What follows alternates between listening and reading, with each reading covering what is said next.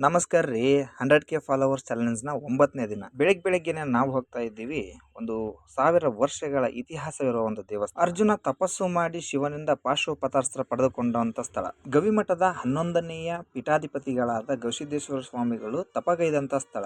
ಇದ ನೋಡ್ರಿ ಇಂದ್ರಕೀಲ ಪರ್ವತ.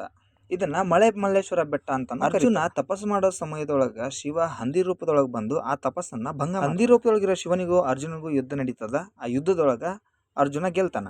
ಯುದ್ಧ ಗೆದ್ದ ಅರ್ಜುನನಿಗೆ ಶಿವ ಪಾಶ್ವಪತಾಸ್ತ್ರವನ್ನ ಆಶೀರ್ವಾದವನ್ನಾಗಿ ಕರುಣಿಸ್ತಾನ.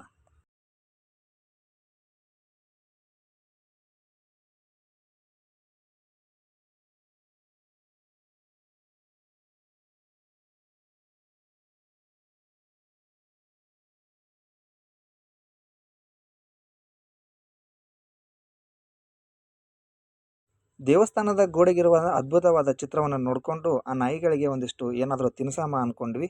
ಆಮೇಲೆ ನಮಗೆ ಸ್ವಲ್ಪ ಬಿಸ್ಕಿಟ್ ಸಿಕ್ತು, ಅದನ್ನು ಕೂಡ ಅವ್ರಿಗೆಲ್ಲರಿಗೂ ಹಂಚಿದ್ವಿ. ಯಾಕೋ ನನ್ನ ಮರೆತೇನ ಅನ್ನಂಗೆ ಹನುಮಂತ ಬಂದ, ಮತ್ತು ಅವ್ನ ಹೆಂಗೆ ಮರೆಯೋಕ್ಕಾಗತ್ತೆ ಹೇಳ್ರಿ. ಹಾಗಾಗಿ ಹನುಮಪ್ಪಗೆ ಕರೆದು ಅವ್ನಿಗೆ ಒಂದಿಷ್ಟು ತಿನ್ನಿಸಿದ್ವಿ. ಮರಿನ ಎತ್ಕೊಂಬಂದು ತಾಯಿ ಕೋತಿ ಅದನ್ನೆಲ್ಲಿ ಕಸ್ಕೊಂಡ್ಬಿಡ್ತೀವಿ ಅಂತಂದೇಳಿ ಮುಂದಕ್ಕೆ ಬರಲೇ ಇಲ್ಲ. ಹಾಗಾಗಿ ನಾನು ಅದಕ್ಕೆ ಬಿಸ್ಕಿಟ್ನ ಮುಂದಕ್ಕೆ ಈಗ ಹೋದ್ರೆ ಅದಕ್ಕೆ ಕಡಿತೈತೆ ಅನ್ನೋ ಸಂಕಟ ನನಗೆ, ಮರಿ ಕಸ್ಕೊಂಡು ಹೋಗ್ತಾರೆ ಅನ್ನೋ ಸಂಕಟ ಅದಕ್ಕೆ. ಹಾಗಾಗಿ ನಾನು ಒಂದೆರಡು ಬಿಸ್ಕಿಟ್ನ ಅದ್ರ ಮುಂದೆ ಎಸೆದೆ, ಅದು ತೊಗೊಂಡು ಹೋಯ್ತು. ಇವತ್ತಿನ ವ್ಲಾಗ್ ಇಷ್ಟ ಆಗಿತ್ತು.